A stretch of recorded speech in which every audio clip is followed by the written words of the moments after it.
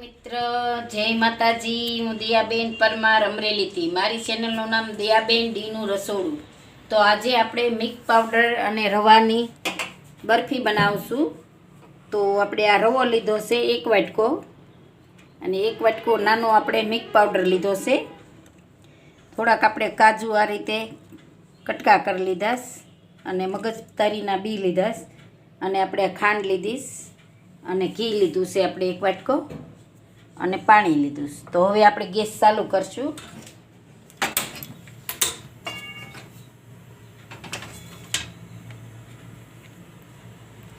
તો આપણે આમાં ઘી નાખશું.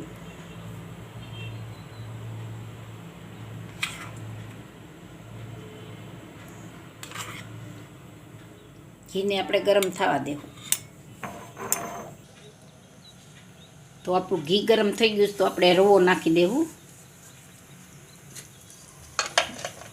તો આપણે રવાને શેકવાનો છે સરસથી.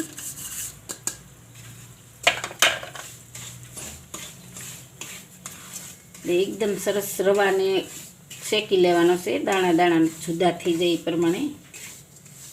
એવું લાગશે તો આપણે થોડુંક ઘી હજી નાખશું.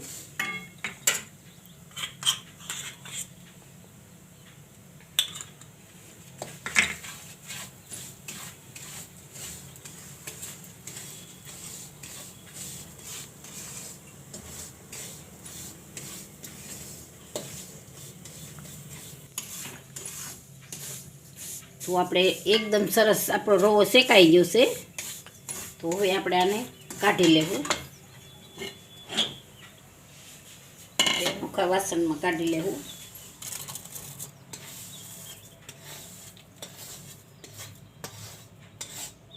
આપણે આમાં ખાંડ નાખી દેવું.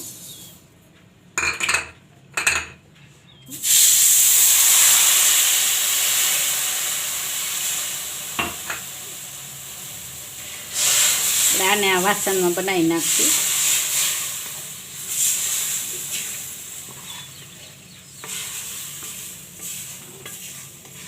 તો થોડુંક આપણે સાહણી જેવું થવા દેવું.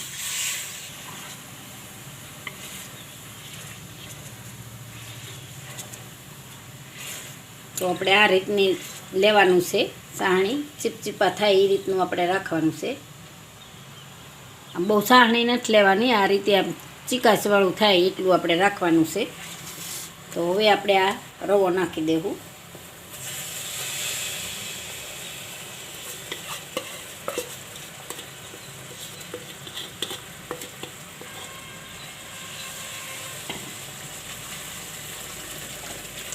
હવે આપણે આ મિલ્ક પાવડર નાખી દેવું. બધું સરસ મિક્સ કરી લેવું.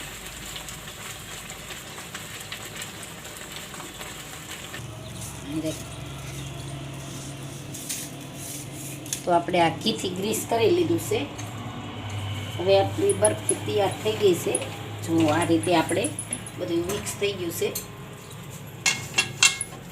આપણે આમાં દૂધની જરૂર ન પડે. આપણે મિલ્ક પાવડર નાખવી ને એટલે એમાં દૂધની જરૂર ન પડે. હવે આપણે ગેસને બંધ કરી દેવું, અને આપણે આ થાળીમાં ઢાળી દેવું. સુરેખ બળશે હાથ.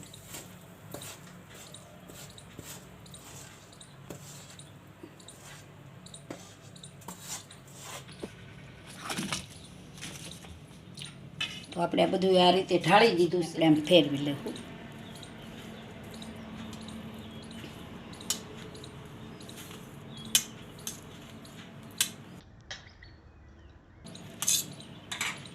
ઉપર આપણે મગજતરીના બી રાખી દઈશું.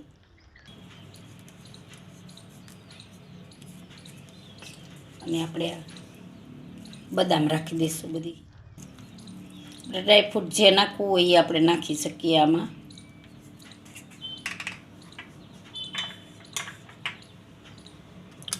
આ રીતે આપણે આમ દબાવી દઈશું એને.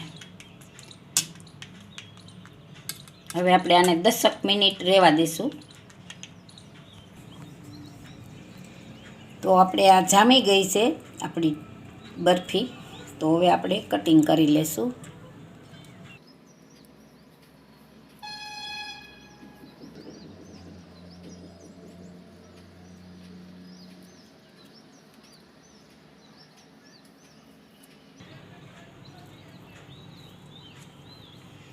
પીસ આપણે નાના મોટા જે બનાવવા હોય એવા બનાવી શકીએ.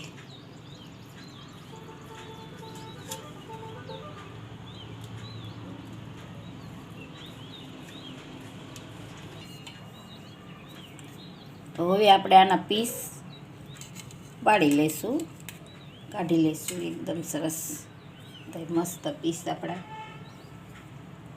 પેલા સાઈડના આપણે કાઢી લેવું.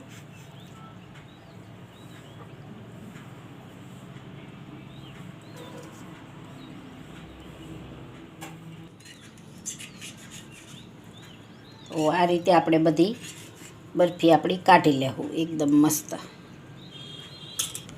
હલવા દેનામાં તો આપણે બધી જુદી પાડી લીધી છે અને આપણે હવે સર્વ કરી લઈશું. તો એકદમ મસ્ત બની ગઈ છે આપણે મિલ્ક પાવડરની અને રવાની. મસ્ત બની ગઈ બરફી. આપણે સાઈડના પીસ બધા કાઢી લીધા છે.